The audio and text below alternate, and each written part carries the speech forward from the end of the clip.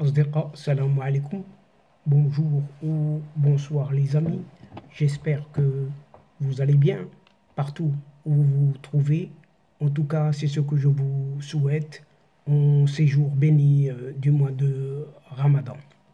Bienvenue sur votre chaîne Bled Maralibia qui attend bien évidemment comme toujours vos encouragements qui nous font beaucoup de bien et surtout avec vos gentils commentaires et vos précieux conseils.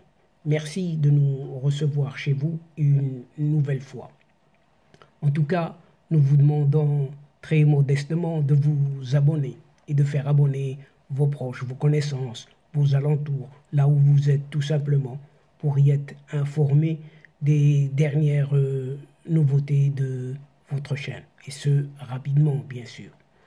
Cette séquence vidéo revient sur cette affaire dite, une fameuse affaire dite Ben Barka, dont les prédilections en 1965 déjà tentaient de secouer les leaders arabes en leur révélant le succès de l'offensive israélienne en cette Afrique entière.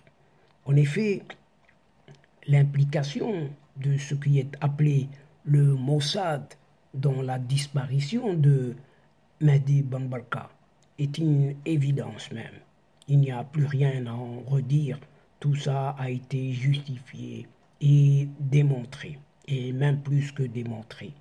Et si les Israéliens accordaient un intérêt tout particulier aux actes et aux déplacements de ce Marocain, lui aussi suivait de très très près l'offensive israélienne en Afrique en cette époque déjà. En témoigne son intervention en un certain mois de mars 1965 au Caire lors d'une conférence sur la Palestine. Un discours très réaliste, en totale rupture avec les postures idéologiques en vogue dans le monde arabe à cette époque également.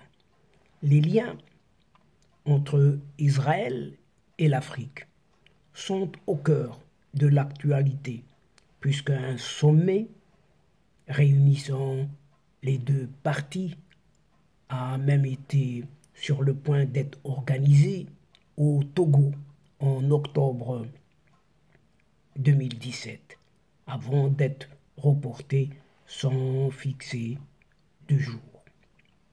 Il y a quelques décennies déjà, à travers l'œil d'un Marocain, un certain Mehdi Ben Barka suivait de très très près cette offensive israélienne sur tout le continent africain.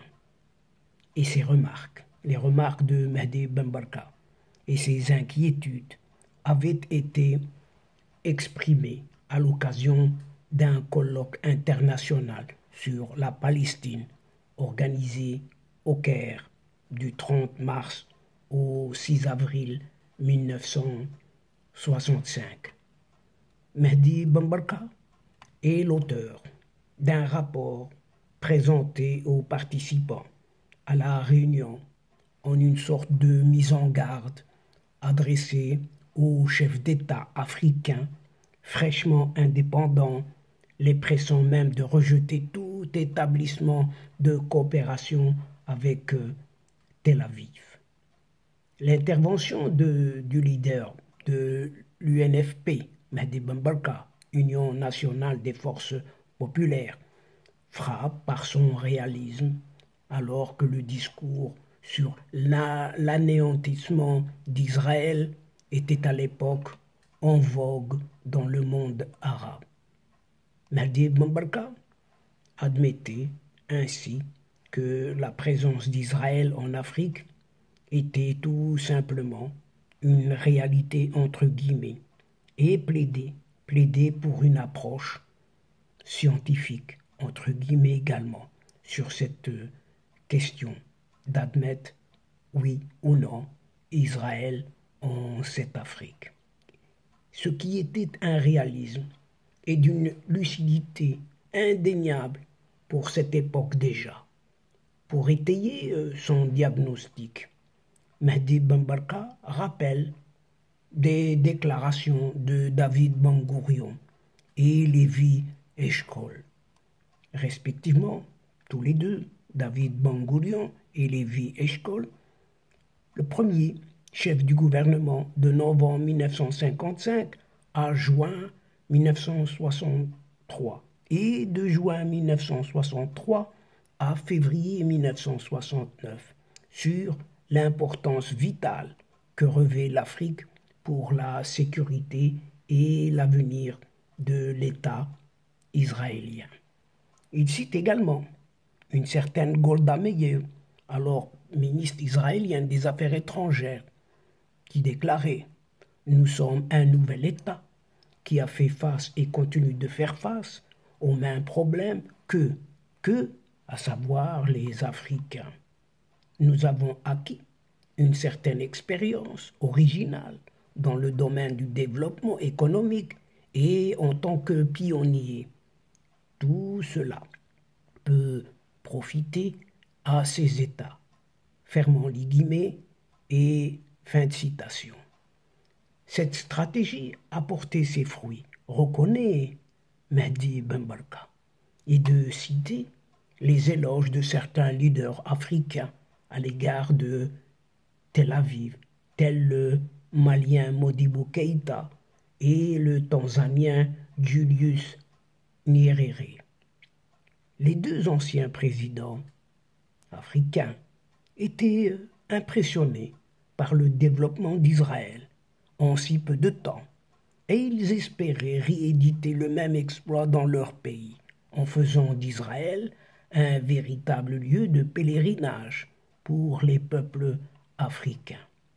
Sachant tout de même que Mehdi Ben Barka était contre l'argent ou l'agent de l'impérialisme. Ces deux anciens présidents africains, le Malien Modibo Keïta et le Tanzanien Julius Nyerere, n'étaient d'ailleurs pas les seuls à partager cette position en Afrique.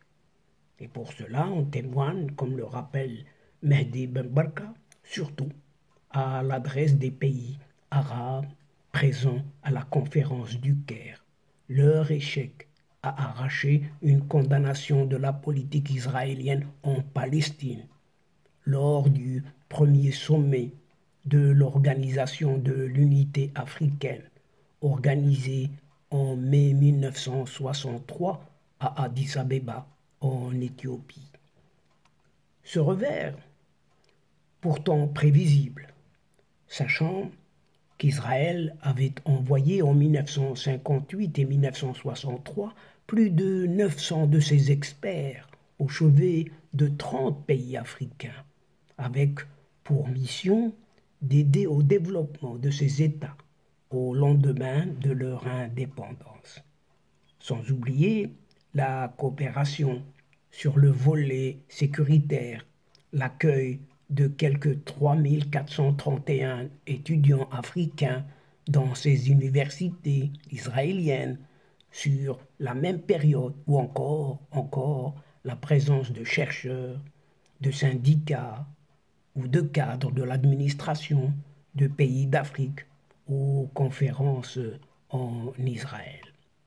Dès lors, l'État israélien avait réussi complètement à élargir ses soutiens en Afrique, au-delà de ses traditionnels alliés tels que ce régime raciste de l'époque d'Afrique du Sud et les colonies portugaises sur le continent africain. Le constat est établi de manière très lucide et très détaillée dans le discours de Mehdi Ben Barka.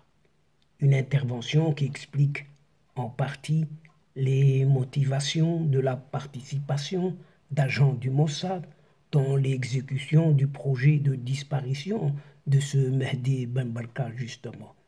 Soit 6 mois seulement après la conférence sur la Palestine au Caire en mars 1965, et 2 mois avant la tenue de la conférence tricontinentale à La Havane en janvier 1966. Le discours du leader tiers-mondiste Mehdi Bambarka fera l'objet bien plus tard d'une publication dans le journal marocain Al-Massar 1985 à 1988 et qui a été lancé par un certain feu Ahmed Benjeloul qui était directeur de cette revue. Et donc, chers amis, mesdames et messieurs, c'est ici, c'est sur ces prédictions très lucides vues à travers l'œil de Mehdi Bambarka que prend fin cette séquence, tout en prenant congé de vous, mais nous espérons vous retrouver très très bientôt avec un immense plaisir et comme d'habitude, bien sûr. Merci pour votre participation, de nous suivre jusqu'au bout des séquences, mais sans oublier de nous aider mutuellement et d'aider votre chaîne en vous y abonnant en grande masse et de faire abonner vos proches, vos connaissances, là où vous êtes tout simplement, afin d'être informés, mais aussi n'oubliez pas de partager autour de vous les séquences vidéo de votre chaîne. Et pour cela, il suffit juste d'un tout petit clic en allant chercher dans votre petite biblio de votre téléphone jusque quelques adresses et le tour est joué. Il suffit d'un tout petit clic. Ça ne prend que quelques petits instants. Quant à moi, le moment est arrivé. Juste pour vous dire au revoir les amis. Al-Asdiqa, salam alaikum wa rahmatullah wa barakatuh. À la prochaine fois et à bientôt. إلى اللقاء في حصة أخرى إن شاء الله مع السلامة.